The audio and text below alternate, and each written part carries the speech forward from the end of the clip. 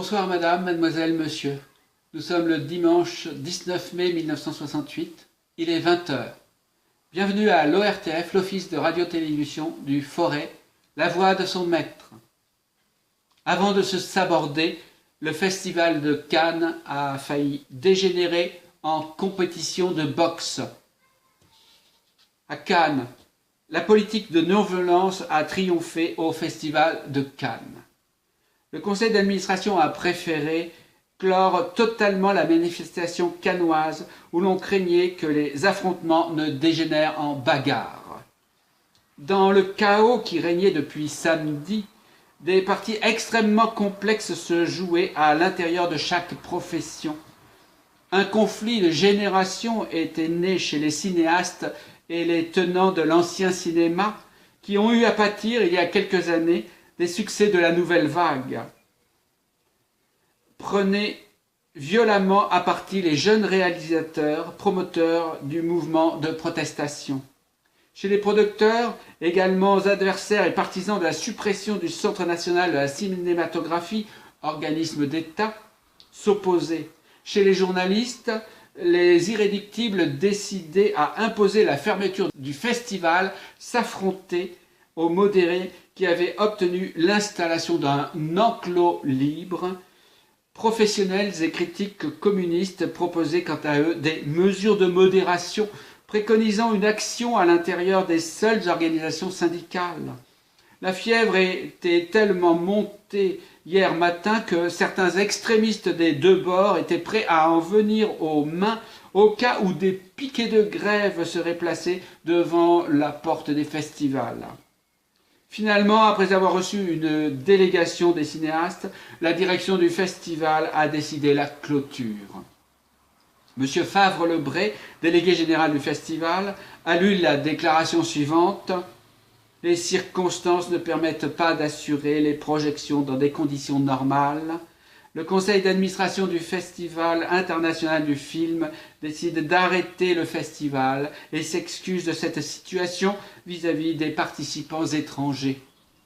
Le conseil décide à l'unanimité de déclarer clos le 21e Festival international du film le dimanche 19 mai. Pékin opposé à toute solution politique du conflit vietnamien. Alors qu'à Paris, les négociations USA-Nord-Vietnam sont au point mort, les deux partis restant sur leur position, ils se réunissent à nouveau mercredi. La Chine a manifesté une fois de plus sa désapprobation sur l'ouverture de ces négociations et mis à nouveau en garde contre la tentation d'une solution politique. Saigon bombardé par des roquettes Viet Cong. Peu de victimes et de dégâts. Au Sud-Vietnam, le 78e anniversaire du président Ho Chi Minh a été marqué par une attaque aux roquettes lourdes sur le centre de la capitale qui a fait 11 tués et 54 blessés au dernier bilan. À Saint-Étienne, pour la CFDT, le droit syndical et la démocratie dans l'entreprise au premier rang des luttes à venir. Veillée d'armes pour la CFDT, réunion au foyer Claire Vivre, les membres du bureau de l'Union départementale ont fait un conseil élargi, le point sur les possibilités d'extension des luttes dans les entreprises pour les jours à venir.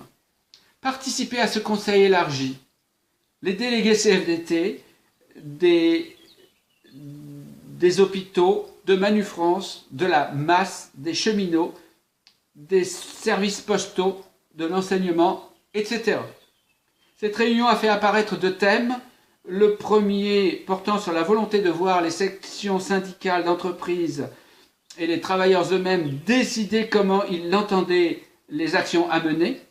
Le deuxième établissant comme fondamentale la nécessité de placer les luttes à venir sur le plan de la contestation.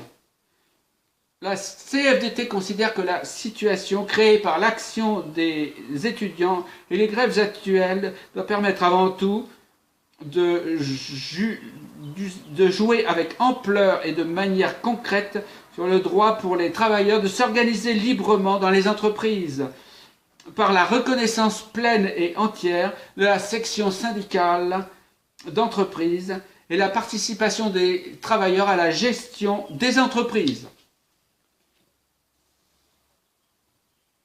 Le député maire de Saint-Étienne, solidaire du télégramme adressé au Premier ministre par les étudiants. Le député maire de Saint-Étienne, qu'il avait finalement reçu, a fait connaître par lettre à la commission mixte d'étudiants et professeurs qu'il se trouvait entièrement d'accord avec le contenu. Les demandes que vous formulez rejoignent très exactement celles qui sont les miennes depuis de nombreuses années et que je m'efforce de faire triompher au prix des difficultés que vous connaissez. M. Durafour signale également qu'il a adressé au Premier ministre un télégramme dans lequel il se déclare solidaire des demandes formulées et qui correspondent d'ailleurs aux engagements formels pris à Saint-Étienne le 12 décembre 1966. La Fédération des parents des élèves des écoles publiques demande, pour le baccalauréat de 1968, une deuxième session ouverte à tous les candidats n'ayant pas été admis à la première, la double correction pour chaque épreuve écrite et orale, la prise en considération effective et par tous les jurys du livret scolaire, la fixation de la moyenne à la valeur de 8 pour être admis à être présenté à l'oral. Les épreuves écrites et orales devront obligatoirement porter sur différentes parties du programme. Épreuve physique du baccalauréat, communiquée à l'intention des candidats et des candidates inscrites isolément. Les sessions des épreuves physiques du baccalauréat prévues à l'intention des candidats et candidates isolés, inscrits dans le département de la Loire, auront lieu aux dates, heures et lieux précisés ci-après.